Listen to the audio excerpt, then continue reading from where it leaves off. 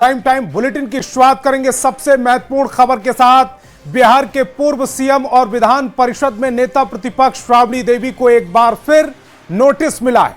Notice 10 circular road आवास खाली करने को लेकर है, जिसके बाद सियासत शुरू हो गई है। इससे पहले भी राबड़ी देवी को कई बार आवास खाली करने को लेकर नोटिस मिल चुका है, लेकिन अब तक आवास खाली नहीं हुआ। रिपोर्ट दिखाते हैं।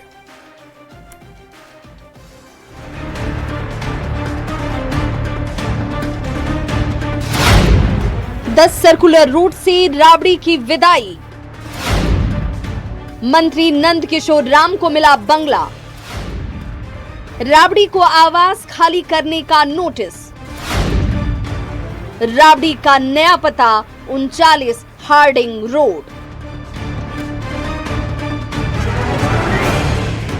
बिहार की राजनीति में हमेशा से चर्चा में रहने वाला 10 सर्कुलर रोड एक बार फिर से सुर्खियों में है। लंबे समय तक राबड़ी देवी के पास रहा यह आवास अब मंत्री नंद किशोर राम को आवंटित कर दिया गया है। भवन निर्माण विभाग ने इसका आधिकारिक आदेश जारी कर दिया है। साथ ही विभाग ने राबड़ी देवी को आवास खाली करने का नोटिस दिया है। 10 सर्कुलर रोड की जगह राबड़ी देवी को 39 हार्डिंग रोड आवास आवंटित किए गए हैं। राबड़ी देवी को नेता प्रतिपक्ष बिहार विधान परिषद के रूप में ये 39 हार्डिंग रोड जो है वो आवंटित हुआ है और राबड़ी देवी को अब इसी आवास में आना होगा। अगर वो आती हैं तो इस आवास में वैसे कह सकते हैं कि रंग रोगन और बाकी जो काम है वो आगे किया जाएगा। हालांकि ये आवास इस आवास में अभी कोई मौजूद नहीं है। भवन निर्माण विभाग के नोटिस के बाद राबड़ी देवी के इस बंगले से विदाई तय हो गई है। आरजेडी के सेंटर पॉइंट कहे जाने वाले 10 सर्कुलर रोड में लालू यादव और राबड़ी देवी अब नहीं रहेंगी। वहीं राबड़ी देवी को एक बार फिर बंगला खाली करने के नोटिस के बाद सियासी हलचल भी तेज हो गई है। माननीय मंत्री नंदकिशोर राम जी हैं, उनके नाम से वो 10 सर्कुलर रोड उनके नाम से किया गया है, अलॉट किया गया है। ये पहले ही जो माननीय विपक्ष की नेता विधान परिषद के आदरणीय राबड़ी देवी जी के नाम से 25 नवंबर 2025 में ही 39 हार्डिंग रोड आवंटित किया गया। तब स्वाभाविक है कि विभाग नियमानुसार प्रक्रिया के तहत नोटिस दिया गया है। वीआईपी जोन में स्थित 10 सर्कुलर रोड का बंगला पिछले 2 दशकों से बिहार की सियासत का चर्चित पता रहा है। यह आवास लालू प्रसाद के सियासी उत्थान और पतन का गवाह रहा। 2005 में जब बिहार के सीएम नीतीश कुमार बने तो पूर्व सीएम राबड़ी देवी को 10 सर्कुलर रोड आवास आवंटित किया गया। लालू प्रसाद और राबड़ी देवी का राजनीतिक दरबार यहीं पर लगता रहा। ये बंगला लालू प्रसाद और राबड़ी देवी के सत्ता और सियासी रसूख का प्रतीक माना जाता था। करीब 20 साल से 10 सर्कुलर रोड बिहार की राजनीति का सबसे चर्चित पता माना गया है। इस बंगले से लालू परिवार का गहरा नाता है, लेकिन अब इस बंगले में राबड़ी देवी नहीं रहने वाली हैं। बंगला मंत्री नंद किशोर राम के नाम आवंटित हो चुका है। न्यूज़ 18 के लिए पटना से अमित कुमार की रिपोर्ट।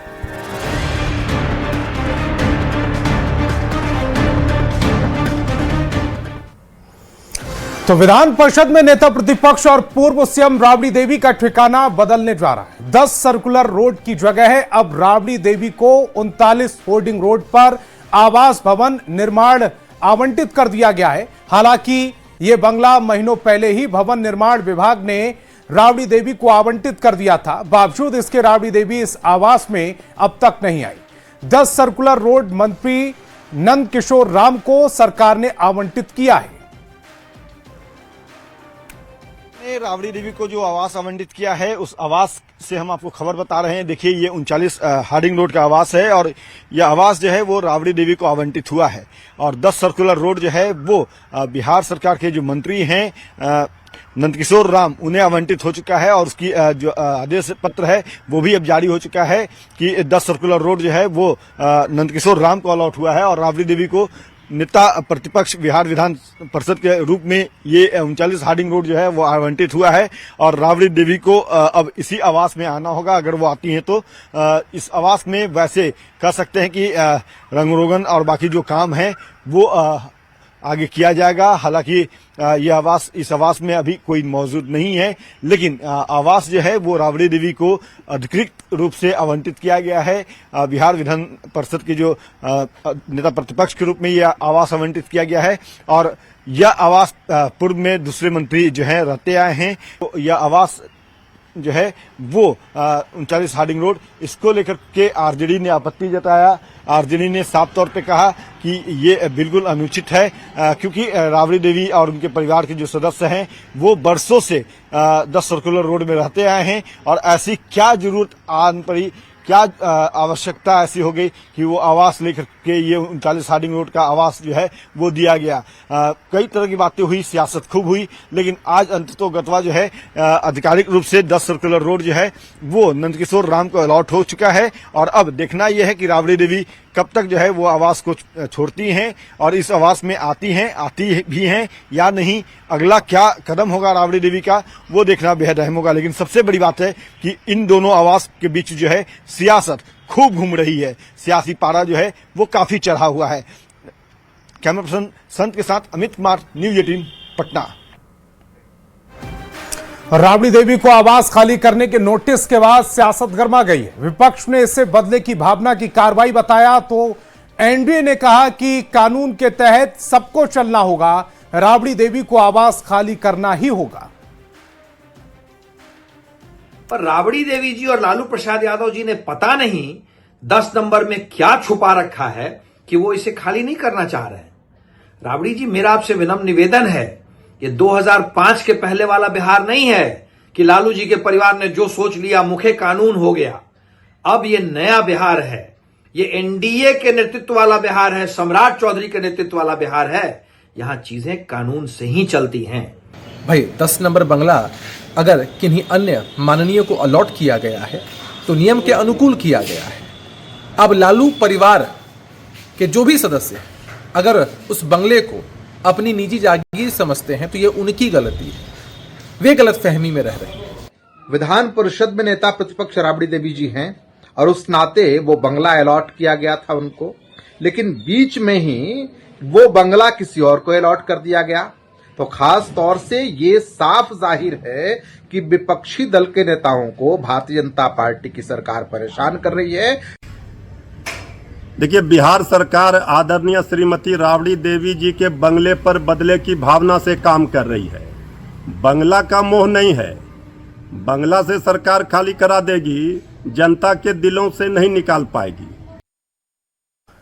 और बंगाल में सरकार बदलते ही बांग्लादेशी घुसपैठियों पर एक्शन शुरू हो गया है। अवैध रूप से रह रहे घुसपैठियों की पहचान और उन्हें खदेड़ने का काम तेजी से किया जा रहा है। ऐसे में आशंका जताई जा रही है कि बंगाल से भागकर ये घुसपैठिए बिहार के सीमांचल जैसे इलाकों में ठिकाना तलाश सकते हैं। लिहाजा सीमांचल के इलाकों में सुरक्षा अलर्ट है, क्योंकि सीमांचल में भी घुसपैठियों को बाहर करने की आवाज बुलंद होने लगी है। गृह मंत्री अमित शाह पहले ही कह चुके हैं कि घुसपैठियों को चुन चुनकर भगाएंगे। एक घुसपैठिए को चुन चुन कर देश के बाहर निकालना, ये हमारी सरकार का संकल्प है। बांग्लादेशियों पर एक्शन से सीमांचल पर बड़ा दबाव। बंगाल में सख्ती, बिहार में बड़ी चिंता।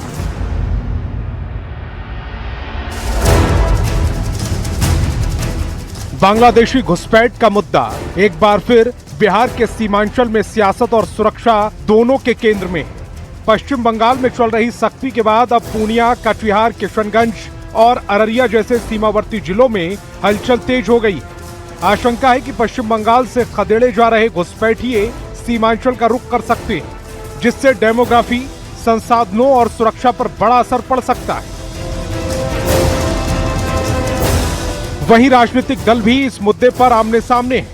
विपक्ष का कहना है कि सरकार को घुसपैठियों की पहचान कर ठोस कार्रवाई करनी चाहिए और आंकड़े सार्वजनिक करने चाहिए।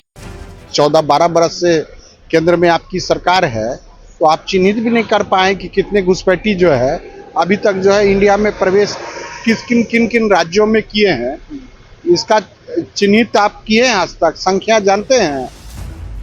कटिहार, जो बंगाल और बांग्लादेश से रेल कनेक्टिविटी के जरिए जुड़ा है, संवेदनशील जोन माना जाता है। यहाँ के लोगों में डर है कि अगर बंगाल में सख्ती बढ़ी तो घुसपैठिए चोरी छिपे इस रास्ते सीमांचल में दाखिल हो सकते हैं। अररिया के सीमावर्ती गांव में भी इस मुद्दे की गूंज है, जहां पहले बांग्लादेशी नागरिकों के छिपे रहने और पहचान छिपाने के मामले सामने आ चुके हैं। ग्रामीणों का कहना है कि अगर अभी सख्ती नहीं की गई तो स्थिति और गंभीर हो सकती है। हालांकि प्रशासन फिलहाल सतर्क है और अधिकारियों का कहना है कि अभी कोई विशेष निर्देश नहीं मिला है, लेकिन सभी गतिविधियों पर नजर रखी जा रही है। वैसे केंद्रीय गृह मंत्री अमित शाह पहले ही कह चुके हैं, घुसपैठियों को चुन चुन कर भगाएंगे। भारत सरकार ने ये तय किया है कि हम न केवल घुसपैठ को रोकेंगे, एक एक घुसपैठिए को चुन चुन कर देश के बाहर निकालेंगे। जिस तरह से घुसपैठियों पर एक्शन शुरू हुआ है, उससे साफ है इनकी पहचान होगी और इन्हें वापस भेजा जाएगा।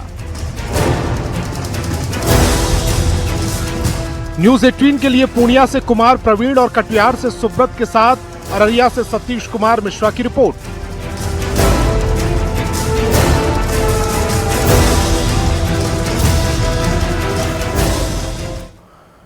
और मोकामा विधायक अनंत सिंह पर दर्ज आर्म्स एक्ट मामले की जांच अब सीआईडी को सौंप दी गई है। मीरगंज के सेमराव गांव का यह पूरा मामला है, जहां जनेऊ कार्यक्रम में हथियार प्रदर्शन का वीडियो वायरल हुआ था। इस कार्यक्रम में अनंत सिंह भी पहुंचे थे। अब 30 मई को एमपी एमएलए कोर्ट में अग्रिम जमानत याचिका पर सुनवाई होनी है। वायरल वीडियो ने बढ़ाई अनंत सिंह की टेंशन। अब सीआईडी करेगी हथियार प्रदर्शन का इंस्पेक्शन। 2-3 मई की ये वायरल तस्वीरें एक बार फिर से चर्चा में है। चर्चा इसलिए कि इन तस्वीरों के वायरल होने के बाद मोकामा विधायक अनंत सिंह पर आर्म्स एक्ट का मामला दर्ज हुआ था। सरकार ने अब इस मामले की जांच सीआईडी को सौंप दी है। पुलिस सूत्रों से मिली जानकारी के मुताबिक गोपालगंज पुलिस ने बिहार सीआईडी को केस ट्रांसफर भी कर दिया है। पुलिस सूत्रों की ओर से मिली जानकारी के अनुसार गोपालगंज पुलिस ने इस केस को सीआईडी को सौंप दिया है। सीआईडी अब नए सिरे से इस केस की जांच करेगी। बता दें कि मीरगंज थाने के सिमराव गांव में बीते 2-3 मई को अनंत सिंह गुंजन सिंह के यहां जनेऊ कार्यक्रम में पहुंचे हुए थे, जहां समर्थकों का हथियार प्रदर्शन का वीडियो वायरल हुआ था। मीरगंज पुलिस ने इसी मामले में विधायक अनंत सिंह, भोजपुरी गायक गुंजन सिंह समेत 9 लोगों के विरुद्ध केस दर्ज किया। इस मामले में गोपालगंज पुलिस ने हथियारों की बैलिस्टिक जांच के लिए विधायक को 15 मई तक उपस्थित होकर हथियारों की जांच कराने के नोटिस दिए थे, लेकिन विधायक और उनके समर्थक हथियार और उसके लाइसेंस के साथ उपस्थित नहीं हो पाए। इसके बाद पुलिस ने 2 नई धाराओं को एफआईआर में जोड़ने के लिए कोर्ट में अर्जी दी। दोनों धाराओं को लेकर न्यायालय में सुनवाई होनी थी, लेकिन इससे पहले ही सरकार ने बड़ा फैसला ले लिया और केस को सीआईडी को सौंप दिया है। हालांकि गोपालगंज की एमपी एमएलए कोर्ट में इस पूरे मामले को लेकर कल यानी कि 30 मई को अग्रिम जमानत के बिंदु पर सुनवाई भी होनी है। एक और जहां इस मामले की जांच सीआईडी को सौंप दी गई है, दूसरी तरफ गोपालगंज के एमपी एमएलए कोर्ट में 30 मई को अग्रिम जमानत के बिंदु पर सुनवाई होनी है। फिलहाल कोर्ट के इस अंतरिम राहत के चलते उनकी गिरफ्तारी पर रोक है, लेकिन अब सबकी निगाहें सीआईडी जांच और कोर्ट की सुनवाई पर टिक गई हैं। देखना होगा कि अनंत सिंह की मुश्किल कम होती है या और बढ़ जाती है। न्यूज 18 के लिए गोपालगंज से गोविंद कुमार के साथ ब्यूरो रिपोर्ट। और खबर मधेपुरा से है, जहां अवैध हथियार लहराने वाली वायरल वीडियो पर पुलिस ने एक्शन लिया है। अवैध हथियार के साथ वीडियो वायरल करने वाली महिला को पुलिस ने गिरफ्तार कर लिया।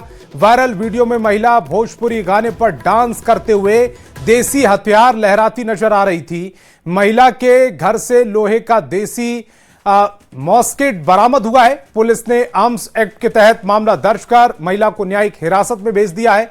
पुलिस ने साफ कहा कि सोशल मीडिया पर हथियार प्रदर्शन करने वालों पर सख्त कार्रवाई जारी रहेगी।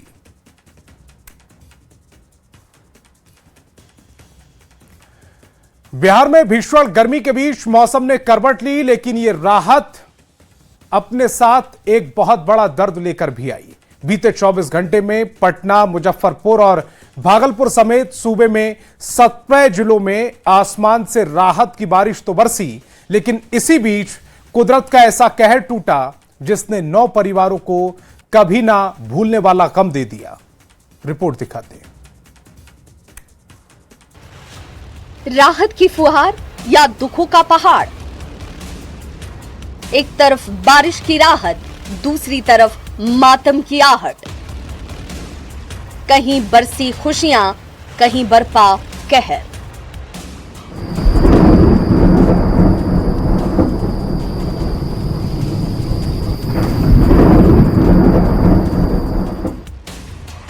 बिहार, जहां पिछले कई दिनों से आसमान आग बरसा रहा था, धरती तप रही थी और लोग बारिश की एक एक बूंद को तरस रहे थे। लेकिन बीते 24 घंटे में मौसम ने अचानक से करवट ली और पूरे बिहार में जमकर बारिश हुई।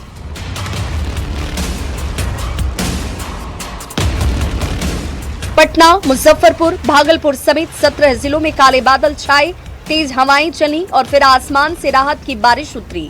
ये जो तस्वीरें आप देख रहे हैं, राज्य के अलग अलग हिस्सों की हैं। इन तस्वीरों को देख ये तो कहा जा सकता है कि भीषण गर्मी और चिलचिलाती धूप से तड़पते बिहार आखिरकार बादलों ने राहत की फुहारें दे दी। सूखी पड़ी फसलों और बंद कमरों में उमस से बेहाल चेहरों पर एक पल के लिए मुस्कान लौट आई। लेकिन किसे पता था कि कुदरत की इस राहत के पीछे एक बहुत बड़ा दर्द भी छिपा है। जहां एक तरफ आसमान ने राहत की बारिश की, वहीं दूसरी तरफ इसी आसमान से काल बनकर बरसी बिजली ने बिहार के कई घरों में अंधेरा कर दिया। आसमान से गिरे इस ठनके ने पल भर में खुशियों के माहौल को मातम में बदल दिया। राज्य के अलग अलग हिस्सों में वज्रपात की चपेट में आने से 9 लोगों की मौत हो गई। किसी का सुहाग उजड़ गया तो किसी के सिर से पिता का साया उठ गया। छपरा में एक व्यक्ति की मौत हो गई, औरंगाबाद में 2 लोगों की मौत हुई, दानापुर में 2 बच्चियां चपेट में आईं, खगड़िया में एक शख्स की मौत हुई, नवादा में 2 लोगों की जान गई, गयाजी में एक किसान की मौत हो गई।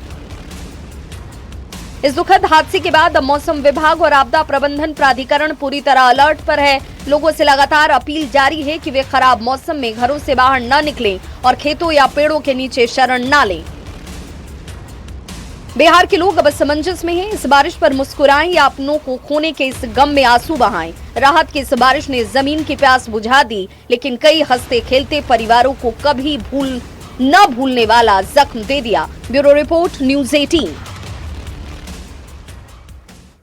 और इस वक्त की बड़ी खबर मिल रही है। बिहार में ठनके से अब तक 9 लोगों की मौत हो चुकी है। सीएम सम्राट ने ठनका से मौतों पर दुख जताया है। सीएम ने पीड़ित परिवारों के प्रति संवेदना व्यक्त की है। मृतकों के परिजनों को 4-4 लाख की आर्थिक मदद का ऐलान किया है। सीएम ने खराब मौसम में सतर्क रहने की भी अपील की है। आपदा प्रबंधन विभाग के निर्देश का पालन करने को भी कहा गया है। तो बड़ी खबर ये, बिहार में ठनका से अब तक 9 लोगों की मौत हो चुकी है। सीएम सम्राट ने ठनका से हुई मौतों पर दुख जताया। सीएम ने पीड़ित परिवारों के प्रति संवेदना व्यक्त की। मृतकों के आश्रितों को 4-4 लाख की आर्थिक मदद का ऐलान किया। सीएम ने खराब मौसम में सतर्क रहने की अपील की।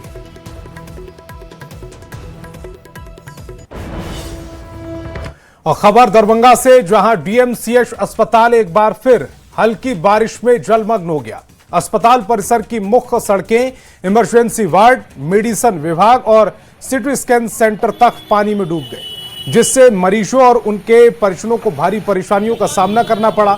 जल जमाव के कारण स्ट्रेचर और व्हील चेयर ले जाना मुश्किल हो गया। वहीं कई जगहों पर पानी भरे गड्ढों से हादसों का खतरा भी बढ़ गया।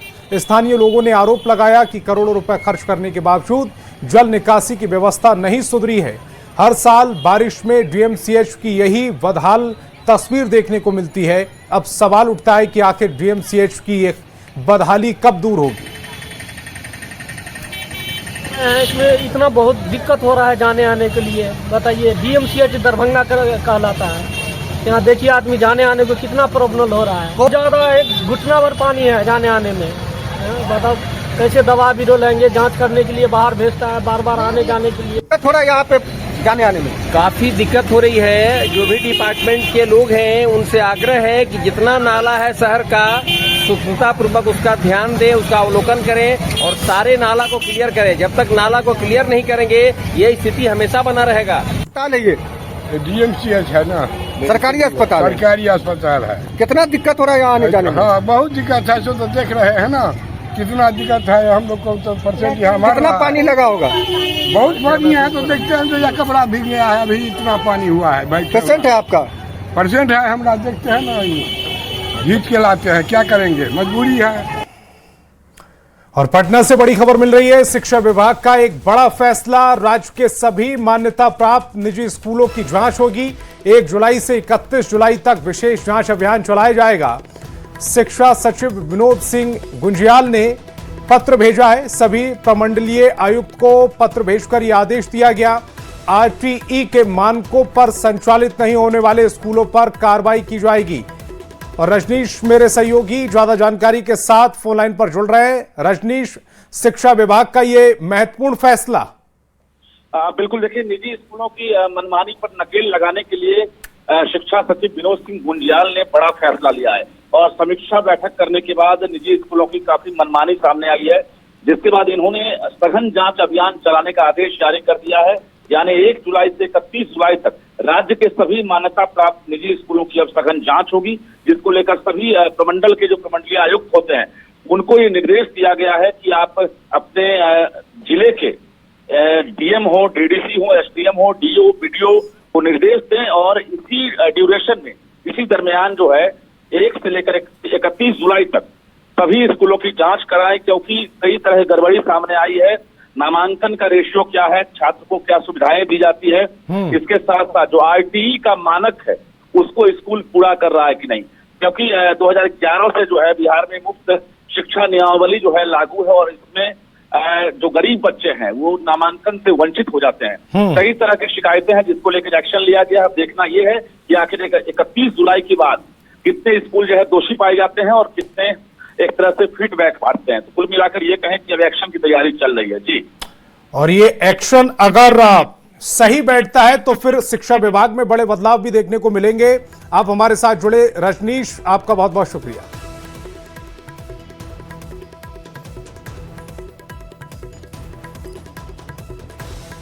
और बगहा में रील बनाने की सनक फिर जानलेवा साबित हो रही है। हरही नदी की तेज धारा में रील बना रहा युवक देखते ही देखते पानी में समा गया। रील बनाने की हसरत अधूरी रह गई।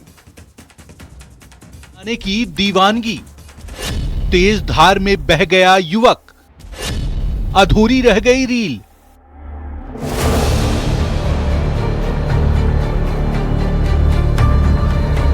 पानी का बहाव यहाँ बहुत ज्यादा है, जैसा आप लोग देख सकते हैं। सोशल मीडिया पर रील बनाने की दीवानगी अब जानलेवा साबित हो रही है। रील बनाने की सनक ऐसी है कि नौजवानों को जान की भी परवाह नहीं। बगहा के हरहा नदी के साइफन की तेज धार को देखिए। नदी के इस बहाव को देखकर आप खुद अंदाजा लगा सकते हैं कि इस धार में उतरना जिंदगी से खिलवाड़ करने जैसा है। इसी जगह पर रील बनाने के चक्कर में एक युवक तेज धार में बह गया। युवक नदी में नहाते समय रील बना रहा था। अचानक पानी का बहाव तेज हो गया और तेज धार में युवक समा गया। लोगों ने युवक को बहते हुए कुछ देर तक देखा, लेकिन नदी की धार इतनी तेज थी कि वो देखते ही देखते गायब हो गया। पानी का बहाव यहाँ बहुत ज्यादा है, जैसा आप लोग देख सकते हैं। वीडियो में बाद में दिखा दिया जाएगा। तो किसी व्यक्ति के लिए मुमकिन नहीं कि उतर कर देख सके। तो ग्रामीणों ने बताया कि पत्थर में एक बॉडी के फंसे होने जैसा कुछ दिख रहा है, लेकिन साफ साफ नहीं है। लेकिन पानी का फ्लो बहुत ज्यादा है और पानी का कंट्रोल जो होता है गंडक बराज से होता है। तो हमने उनके कंसर्न ऑफिसर से बात किया है।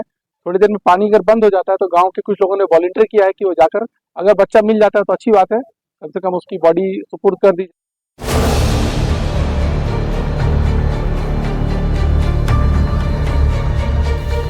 नदी, तालाब और झरनों के पास रील बनाने के समय हादसे की तस्वीर अक्सर सामने आती रहती है।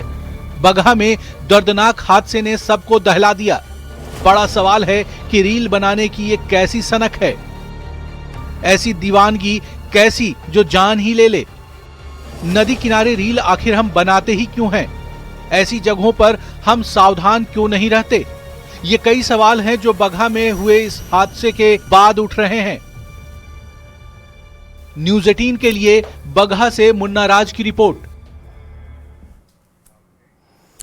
और गोपालगंज के डुमरिया घाट पर खराब मौसम के कारण गंडक नदी में नाव पलटने से 3 लड़कियां लापता हो गई, जिसकी तलाश की जा रही है। वहीं बाढ़ के उमानाथ घाट पर भी गंगा नदी में नहाने के दौरान एक लड़की तेज धार में बह गई। कल ही समस्तीपुर में भी नाव हादसे में 7 लोगों की जान चली गई। रिपोर्ट दिखाते हैं। बिहार में नदियां इस वक्त काल बनकर बह रही हैं, लेकिन उससे भी डरावनी है हमारी और आपकी लापरवाही। एक के बाद एक होते हादसों के बावजूद ना तो लोग सबक ले रहे हैं और ना ही प्रशासन पूरी तरह मुस्तैद दिख रहा है। ताजा मामला गोपालगंज का है, जहां गंडक नदी की तेज लहरों में 3 लड़कियां समा गईं। हादसा महमदपुर थाना क्षेत्र के डुमरिया घाट पर हुआ। चंदन राय और मजिस्टर राय के परिवार की ये तीनों लड़कियां एक छोटी सी नाव पर सवार होकर नदी के उस पार खेत में काम करने जा रही थी। तभी अचानक मौसम बदला। तेज हवा और बारिश के झोंकों ने नाव का संतुलन बिगाड़ दिया और देखते ही देखते नाव गंडक नदी में पलट गई। जिला प्रशासन अब इन लापता लड़कियों की तलाश में जुटा है, लेकिन सवाल वही है, जब मौसम खराब था तो नाव को नदी में जाने ही क्यों दिया गया?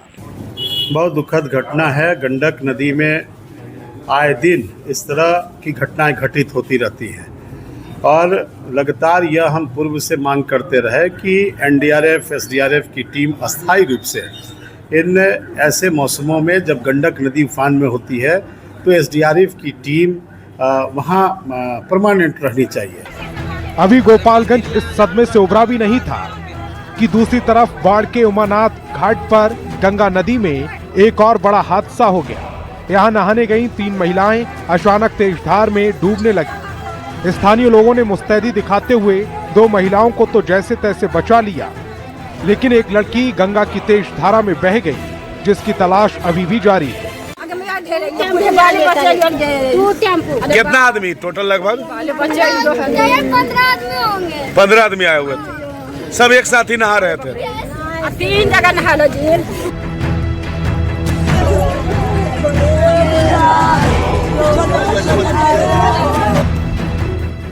याद दिला दें कि अभी सिर्फ 24 घंटे पहले ही समस्तीपुर में भी ऐसा ही एक खौफनाक मंजर देखने को मिला था, जहां 14 लोगों से भरी नाव पलट गई।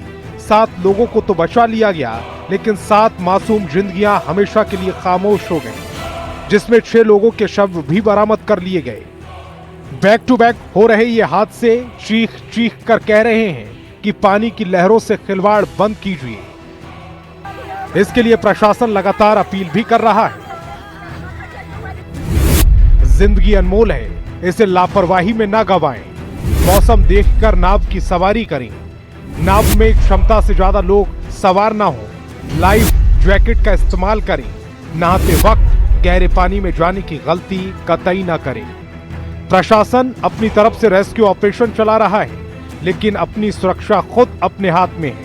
थोड़ी सी जल्दबाजी या लापरवाही आपके हंसते खेलते परिवार को ताउम्र का दर्द दे सकती है। न्यूज़ 18 के लिए गोपालगंज से गोविंद कुमार और बाढ़ से अनुरुद्ध की रिपोर्ट।